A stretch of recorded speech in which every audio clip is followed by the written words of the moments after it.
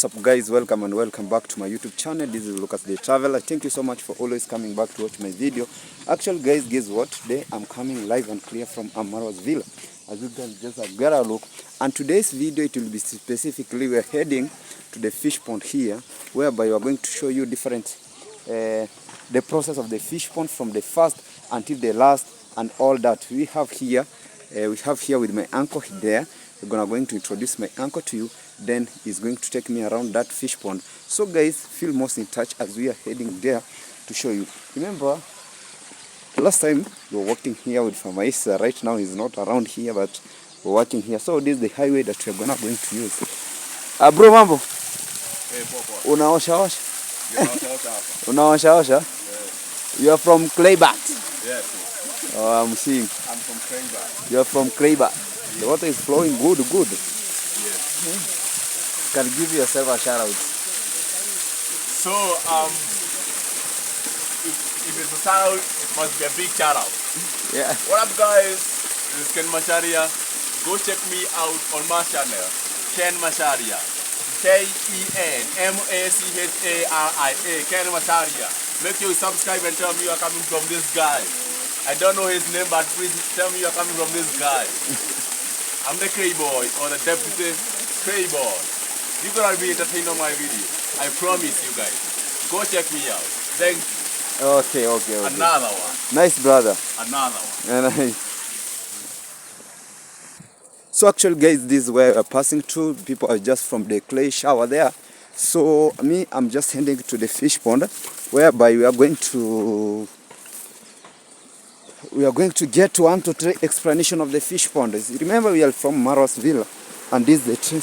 Hey, the road here. Check out the road. The road here is very squeezed, but we're going to pass. Look, that is the tobacco. Some people have just finished harvesting of tobacco. So we are here. We are already here with the only person called. Hello guys, how are you? It's _Gintu. The guy who's just, this is my fish farming project is just ongoing here, whereby I have 3 fish ponds here. As you can see, we have this one here as the biggest fish pond, followed by this at the upper area. It's the second, which is the second big, and the third one at the far end. As by now here, as you can see, guys, somebody can just think about why is this water somehow greenish in color? Yeah, that's the question that I was going to ask. This water is somehow green because, you know, when I just removed this water out from this pond here, it had been fertilized already. So the fertility was just onto the ground. So this is just the growth of algae. This is now what we talk about, the algae and the fish pond after the fertilization. So guys, you don't wonder why it's somehow green. So this is the algae we have been talking about. When we use the cow dung or the chyme from the animal stomach, this is what it does onto the fish pond. And what's the function of it? What's the function of it? Okay, we can just talk about why do we use the chyme. Do you know the chyme? Yeah, I understand. Yeah, so we use the chyme or the cow dung here. It has a positive impact, which is number one, it turns water into green the way you can just see it. This is just the green turbidity we are talking about. This is the nutritive value whereby now it neutralizes or it gives the nutrients relevant for the growth of algae. So the algae can be consumed by the tilapia fish and to the entire cycle life. So the second impact is when it turns water into green this way, it now gives that way or the room of security to the tilapia fish from being viewed, aerial view from the predators like birds. So they cannot view them direct onto the water, or they cannot just pick the fish from the pond. So it creates that barrier between the predators and the fish stocked here. The third point is when the green turbidity is in this way form, which is the use of the animal waste, which is just the cow dung or the chime. When you can just construct some nursery beds or seed beds around here, you can just use this water to water the plants because it's so nutritive in terms of crop growing. The fourth point is when you use this chime or the cow dung, you cannot find any around here, any snake loitering around, because it's just a predator too. Because if you just stock here some smaller fry or the fingerlings, the snakes might be one of the predators that can just eat these stocked or installed fingerlings here. So you cannot find them here. So it's just a scaring element of the snake. So the fifth point is when you use this chime here, you know, it's just the grass has been grinded and cut down into pieces, and it was just swallowed by the cow to the stomach. So that grass is somehow grindy in terms of consumption. So if you can just stock here some fish, they eat grass that protrudes onto the fish pond, or they can just eat the potato beans, or they can just eat the sukuma wiki. So even that chime is somehow grinded, so when you throw them here, they can just be part of the feeds. Okay, so actually I'm seeing you have been putting some post here. Yeah. I'm seeing some post here. What's the importance of and why did you decide to put this some post here? Because I'm seeing here some post, up there's some post, and also there's some post. What's the importance of it? You know, when we talk about the fish farming here, this area is it's a swampy area. It was a swampy area. So we have land collapsing at this area. So due to unconditional circumstances of the pocket, that's why we use these stuffs here, so as we can now restrict the soil from moving towards the pond. You can see. So we can just use a gabion here, like the chain. It looks like a chain, whereby the gabions, you know, the gabions. So they could be just put here, so constructed here, so they can now restrict the soil erosion. But due to the pocket demand, we use these artificial things here, so as we can now restrict it from the soil erosion or the collapsing of the land. Where is your outlet and the inlet of these your fish ponds? These fish ponds, all three fish ponds, they don't have any inlet here. Why? They rely on its natural water from the ground. So, but they only have the outlet because this water table at this level is of a zero level here. So the water table has a high amount of water coming out. So to withstand that water, so it's just draining onto the fish pond very much. So it's just a good, awesome amount of water penetrating from the underground, accessing to the pond. Yes. And there is an outlet? We have some outlets here. The only thing that we have here, they're just outlets. You can just see at this pond, we have an outlet black there.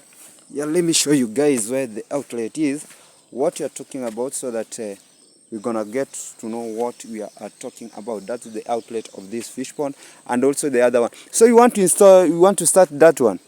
So that fish pond there, I have just harvested some brood fish from that fish pond. So as I have just stocked them at Marwa's fish pond villa, whereby you know, I just harvested them from this pond. So the only thing is just renovating it and enlarging it, so as it can now withstand to get that standard of accessing or installation of more than 2,000 fingerlings here. Oh, you want to store here more than 2,000 fingerlings. So you are still under construction because... So it's now to be renovated. You see the land is just collapsing here. Yeah, the land is collapsing for sure. So I have to enlarge it until this end, so as it can now pick up to 2,000 fingerlings. Oh, okay, I get the point. At least this fish pond to be created again, to be remained. Then you have to... I'm sure that you got here some mudfish. Yeah, sometimes we have mudfish here because I do stock them, because you know, when I use the tilapia fish, we are just going to purchase tilapia fish by the name the monosex, which are just male tilapias. So when we just stock into this tilapia fish, which is just monosex of male, there is always a ratio, because you know, when you just purchase, no one is just 100% that you can just get only male in terms of hatching. So we purchase them at a ratio of 3:1, which is male to female, or 5:2. So when you stock them here, you know, after a period of like 3 months, the female we shall have being breeding inside here. So when they're just breeding here, you have to control that breeding, because when you don't control it, you can just have an excessive competition onto this pond with the fingerlings that have been hatched. So you have to control it via the use of the catfish here. So when you stock here some little catfish, they are just going to control the breeding via the eating of the fries or the eggs before they are hatched, so it can now have the preventive measure. Okay. So I get the point, actually, guys. You can get the point. The actually, I think the explanation is just very fully explanation about this fish pond that is under renovation. Then some fingerlings will be put here. You said this one is able to accommodate like how many fish?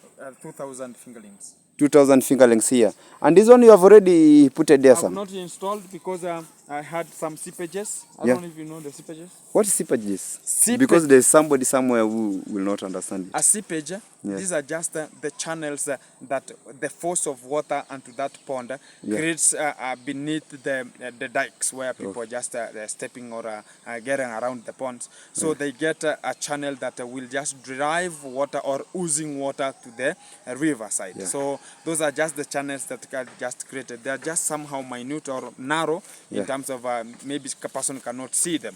So, you know, yesterday I spotted that it had some seepages, so I had to remind it the way you are just talking about. There are some logs being enlisted onto the fish pond so that they can just control the erosion. Okay, guys. Thank you so much for your time, and thank you so much for the best explanation. I'm seeing the weather is changing, guys. As you can see, it is almost raining. It is rainy season. It's a rainy season, by the way. So people have to be so keen in terms of this rain. So we have some challenges here.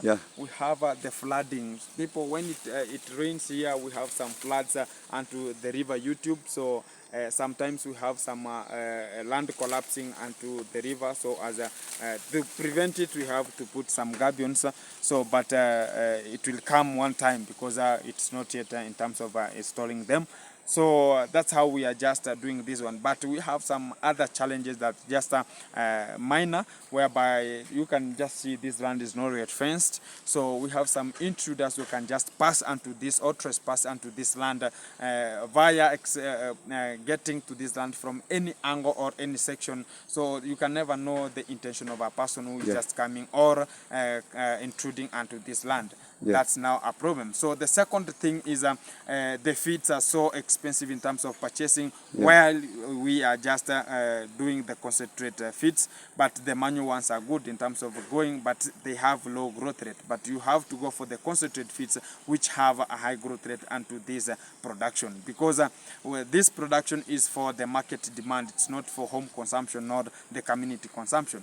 So you should have that standard gauge of feeds that you can just feed them. So to get that standard ratio of these feeds are so expensive. So that's now a problem. So another problem is about we have some theft here, and we have some predators, because we cannot see, we don't have any predator nets that's just covering the pond. So we have the predator birds that can just access these ponds, and they can just pick something from this pond. So those are the big challenges we might be having.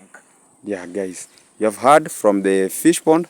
So guys, that is the challenges, and that, you know, everything that you start must be having some challenges. And these are some of the challenges, but with time all challenges will be sorted. So guys, kindly go and check him out as it's underscore Gintu. It is underscore Gintu.